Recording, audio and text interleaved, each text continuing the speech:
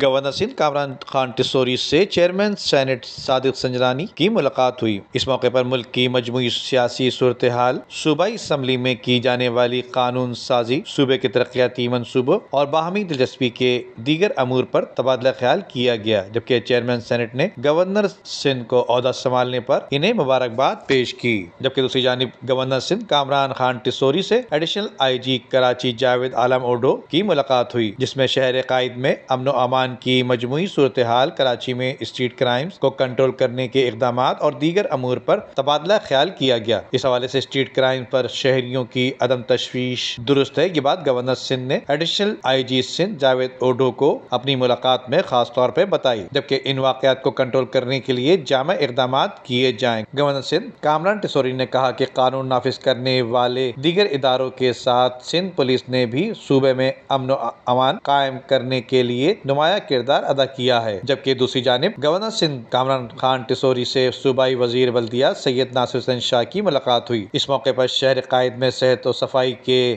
صورتحال، کراچی اور حیدرآباد میں بلدیاتی انتخابات کے انعقاد کے لیے مؤثر اقدامات، اس ضمن میں تمام سیاسی جماعتوں کی جانب سے ضابطۂ اخلاق کی پابندی اور دیگر امور پر تبادلہ خیال کیا گیا، جبکہ محکمہ بلدیات عوام کو زیادہ سے زیادہ سہولیات کی فراہمی کے لیے ترجیحی بنیادوں پر اقدامات کرے۔ اس حوالے سے اس موقع پر صوبائی وزیر بلدیات ناصر حسین شاہ کا کہنا تھا کہ کراچی کے تمام اضلاع میں صحت و صفائی کی صورتحال کو بہتر بنایا جا رہا ہے، جبکہ بارشوں سے متاثرہ سڑکوں کی استرکاری کا کام تیزی سے جاری ہے اور الیکشن کمیشن کے احکامات کے تحت کراچی حیدرآباد ڈویژن میں بلدیاتی انتخابات کے لیے تیاریاں کی جا رہی ہیں۔ اس موقع پر صوبائی وزیر بلدیات نے گورنر کا عہدہ سنبھالنے پر انہیں مبارکباد پیش کی۔